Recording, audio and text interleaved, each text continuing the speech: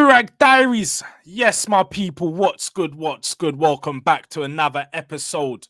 We are here off the back of a Europa League win, the first one of the season, a big W. But before we get into that, we got to do the housekeeping. Make sure that you like, subscribe, comment, show some love on the channel. I'm trying to push this up, man, which we're trying to get up there. We're on like 115 subscribers. We're still under construction, still putting things together, but let's get to 150 by the end of this week. That's the aim. So when you see this video, let's make sure you're subscribing. That's the first thing. But let's get into it, man. Big win. 3-0. Clean sheet. And we got 99 problems and a red card. Ain't one of them.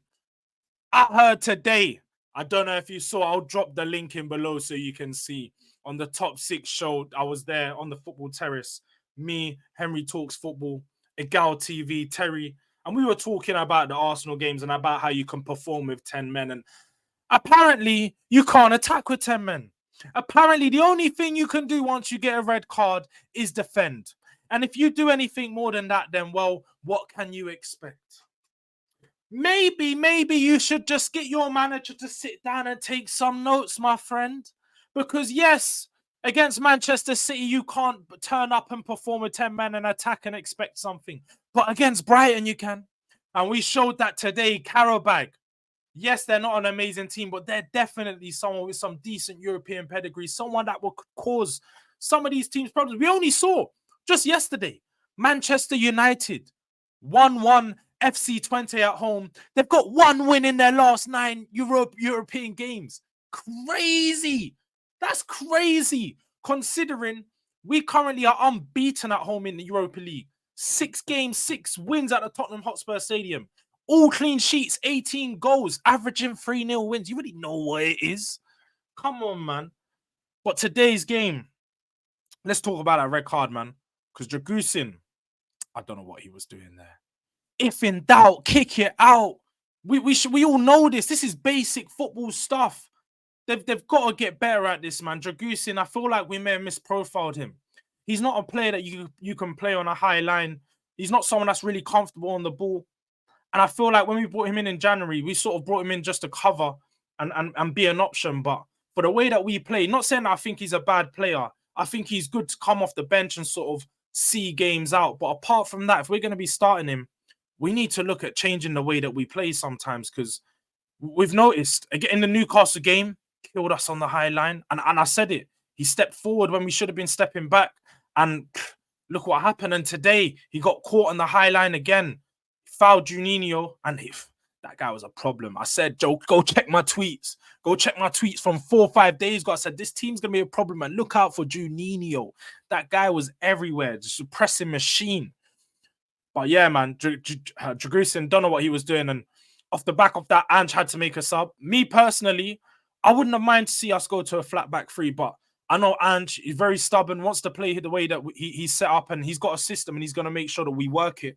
So I don't blame him. Udogie come on, change the dynamic of the team, looked a bit more comfortable at the back, and instantly, with only 5 minutes after the red card, we responded. Brennan Johnson, yes, my last video, it was a big pause. It was a why. I said BJ season, pause. But we really are in that season right now. 3 games, 3 goals. You just go and clap it up for the kid, you know? Because I'm one. I got onto him. But I've already said, I've got onto him because I want him to be better. I'm not one of these guys that are personally going at him or criticizing him because I want him out the club. I want every player on my team to prove me wrong. If I don't think they're good, prove me wrong. And I'm glad Brennan Johnson's doing that right now. He's got all the haters shutting up. And I bet all those people that were DMing him and being rude and sending him personal attacks, they're probably DMing him and responding right now. I'm sorry. Thank you. You've got us through the past 3 games. Because he has. He's had some big goals. And you got to give it to him. Really clean finish. Great work by Solanke to win the ball back. High pressing up the pitch. And he was a problem all game today. If I had to give one of our players to be one of the top standout performers, it would definitely be Dom Solanke, man. In front of goal, I do feel like he probably could have done better. Got another goal. Cold anime Selly, by the way. I was waiting for that one. If you don't know, Aaron Yeager. Attack on Titan, that one was cold, but he definitely should have finished another chance, man. There was one time when Sonny had put him through, laid him. I was with Jacob on the terrace, and he was even saying it reminded me of Kane and Son. And I can't lie, I got what he was saying. Son was gliding through the pitch, laid it on a couldn't have put it any better. Just perfect pass, nice weighted. All he had to do was caress it into the corner, but it was straight at the goalkeeper. But I already knew this. I knew when he was going to come in. His finishing wasn't his best ability, but that's something you can always improve and work on as long as he's got a hard work rate and he's, all around the pitch. He's been a nuisance. He's winning the ball, some great hold up play, some great link up play in the pockets, in the final third. So I was impressed with him today. Another one, Archie Gray, big performer, man. Big game for him today. The fact that we had 10 men and he managed to hold it down in that right back position, not really have too much come down his side. When it didn't really find it to be a problem. And I was really impressed with his performance. He seems really calm on the ball and he oozes patience. He seems like someone who's ready for this. He doesn't ever feel panicked.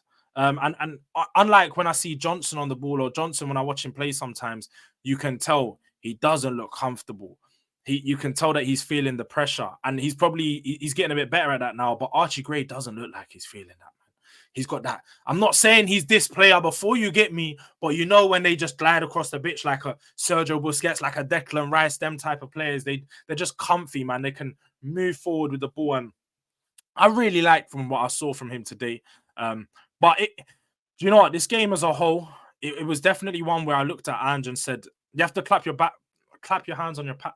Fucking hell, I can't talk.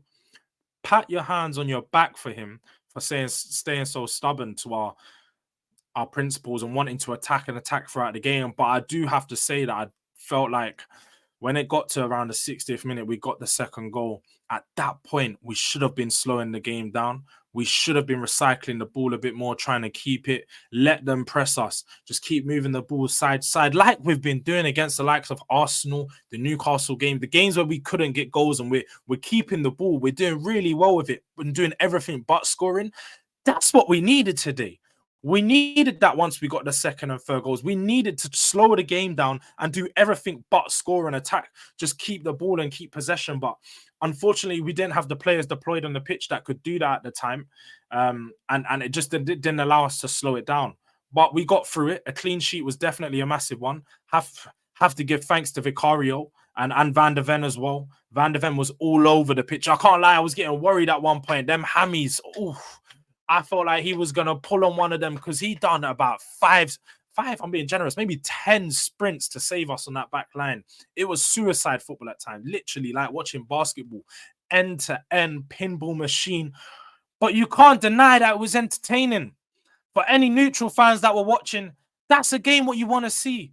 That's one that you literally, this is why we fall in love with football, because of games like that. And somehow the other team walks away 3-0 with a red card. And I was really proud of the boys. This is a performance where I just look at the attitude and being able to walk out a game like that with 3-0 when the odds are against us. Just 5 minutes into the game, we get the red card. And you know what? We don't let it phase us. We just keep going. We keep playing our game, keeps our head down, and we walk out with the result. And these are the type of wins that help you build confidence going into the game like this weekend. Big game. Old Trafford settings. Let me get into that after. Let me just wrap up on this game and final few performances. Just have to, Basuma, he was really good in the first half. I have to give a big shout out to him. Clean on the ball. But the second half, man, questionable. This is the thing with him. And this is why I have a lot of questions with Basuma. And I have at times said I'm more than happy to get rid of him because he can show me in the first half the level. And I feel like he's bossing the midfield. He's everywhere. He's winning the ball back. But in the second half, he's trying to do too much. He's trying to drive forward. He's trying to do this attacking play that I don't think he has about his game. Leave that to the other players. Bentcore's got it. Sar's got that a little piece. And Bergvall, leave that to them. Kulusevski was in there. Like, you don't need to do that. You're doing a bit too much, trying to be a bit too saucy when we just need you to, win the ball back, lay it off. Just keep it easy. Keep it tidy. Trying to do too much sometimes. But apart from that, man, honestly, 3-0, I'm happy with the game, happy with the performance. I did hear this is one thing. Maybe you guys need to confirm it in the comments, or I need to look up and check. If we have no Romero, because I heard his ban could be for 3 games. No Romero and no Dragusin. So that means we're playing a back 2 of Van de Ven and Davies for a couple games in the competition. That might be a bit scary because we're going to be watching this every game. It's going to be open season on our back line. And yeah, man, questions are going to be asked of that. But as I was saying, big game this weekend. We're going all the way up to Manny, the 5-hour trip to Old Trafford, the Leaking Stadium, the place with the rats. They're going to be trying to make it uncomfortable for us in there. As soon as we get in them dirty ass changing rooms, about 50 years old, they're going to try and make it uncomfortable for us. But I'm telling you now, we've got something for United. We've got smoke for them. Dom Solanke, 3 games, 3 goals. It's incoming. The only thing I'm worried about is our back line. I'm hoping that Romero had this rest so he could be fresh back for this game. If Son, I saw him limping off in this game, hopefully, I'm praying, please, we could not do with another injury in our front line because no Richarlison, no Son, no Odegaard. That leaves us very thin. That leaves us with Timo Werner potentially starting. Oh, how that would pain my heart. I don't even know if I could. I don't know if I could do another one of those. Timo Werner starting is crazy. Cancel that loan in January, please, man. Mikey Moore is ready to step up, giving it to Double M. But yeah, man, this weekend, but we're gonna go into it. We're gonna go into it a bit more. I'll have another video coming out. I'm not even gonna talk too much on it tonight. Let's celebrate the win as it is. Durag is on, as you can see, fresh and clean. Spurs 3, Qarabag 0.